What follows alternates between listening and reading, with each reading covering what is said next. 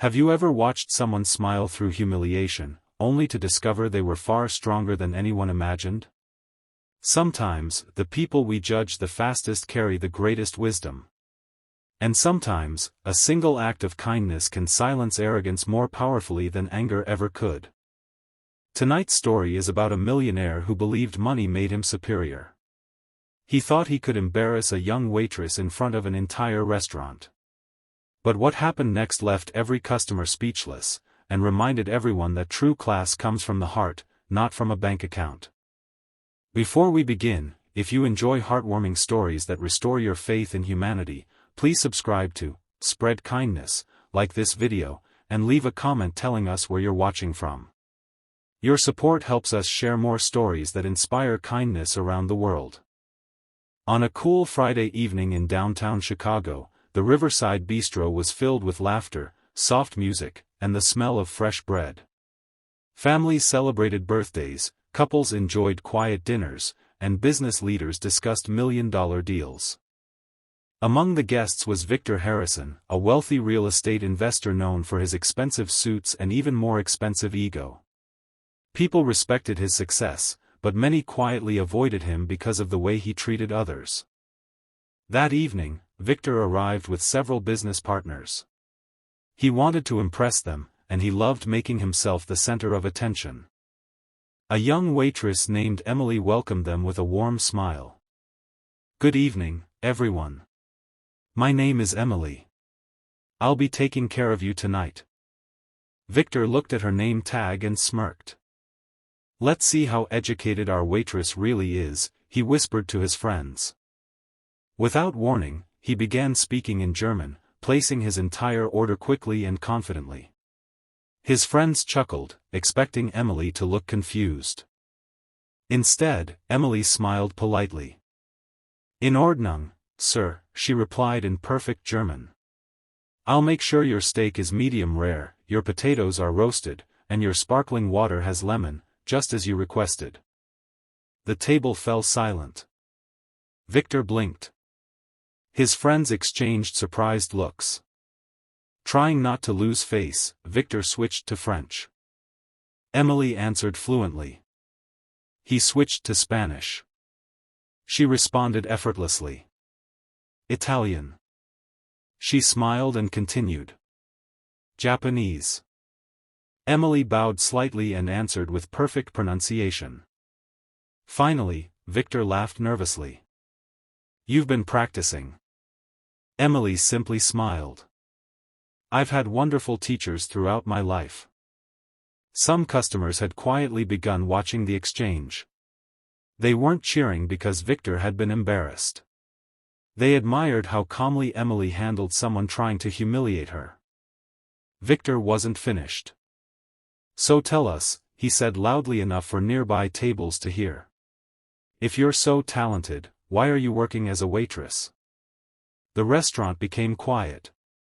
Everyone sensed the question wasn't genuine curiosity. It was meant to insult. Emily took a slow breath before answering. "I enjoy meeting people," she said kindly.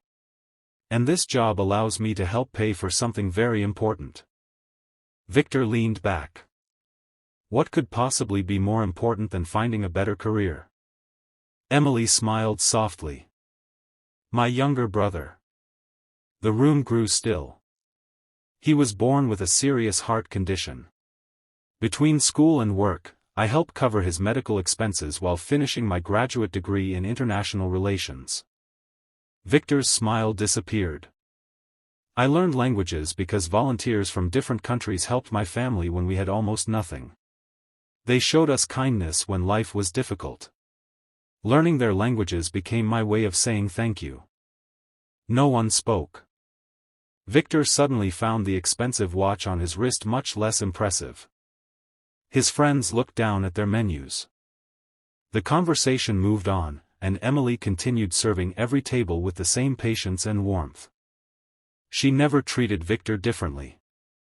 When another elderly customer accidentally knocked over his drink, Emily hurried over with fresh napkins. "It's okay," she said gently. "Accidents happen." The old man apologized repeatedly. Emily smiled. You remind me of my grandfather. Please don't worry. Several nearby guests noticed the kindness in her voice. Later that evening, a little girl at another table dropped her birthday cupcake on the floor and burst into tears. Emily quietly spoke with the kitchen. A few minutes later, she returned carrying a new cupcake with a sparkling candle. Every birthday deserves a second chance, she whispered. The little girl's smile lit up the entire room. Even Victor watched silently. For the first time that night, he wasn't thinking about himself. He was watching someone make complete strangers feel valued. When dinner ended, Victor asked Emily if she could return for a moment. She approached the table calmly. Yes, sir. Victor stood up. His business partners looked surprised. So does everyone else in the restaurant. I'm sorry. The words came quietly. I came here planning to show off. Instead, I showed everyone the worst version of myself. Emily remained silent. Victor continued. I judged you without knowing your story. Emily smiled kindly. We all make mistakes. But not everyone admits them, Victor replied. He reached into his wallet. Emily gently stopped him. If that's an apology tip, I'd rather you leave it for the kitchen staff. They've worked just as hard tonight. Victor nodded. For perhaps the first time in years, someone had reminded him that respect couldn't be bought.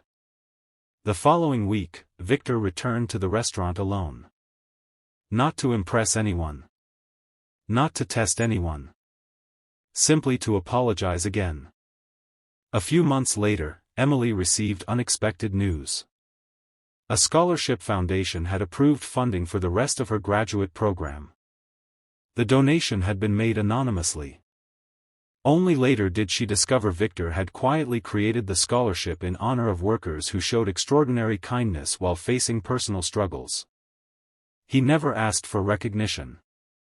He simply wanted to do one good thing because someone else's kindness had changed him. Years passed. Emily completed her degree and eventually began working with international humanitarian organizations, helping families displaced by disasters around the world. She often remembered that evening at Riverside Bistro. Not because someone had tried to embarrass her, but because kindness had transformed a proud man into a generous one. Meanwhile, Victor changed the way he treated everyone around him. His employees noticed. Restaurant servers noticed. Hotel staff noticed. His own family noticed. Success had once made him wealthy. Kindness finally made him respected. The greatest lesson from that evening wasn't that Emily spoke 7 languages. It was that compassion is a language every heart understands. You never know what battles another person is fighting. The person serving your meal, cleaning your table, or greeting you with a smile may carry responsibilities heavier than you can imagine. A kind word costs nothing. Respect costs nothing. But both can change a life forever. So the next time you meet someone, choose kindness before judgment. Listen before assuming. Encourage before criticizing. Because the strongest people are often the quietest, and the greatest victories are won not by proving someone wrong, but by showing them grace. If this story touched your heart, remember to subscribe to Spread Kindness, like this video, and share it with someone who believes the world needs more compassion. Together, one small act at a time, we can remind people that kindness will always be the richest language on earth.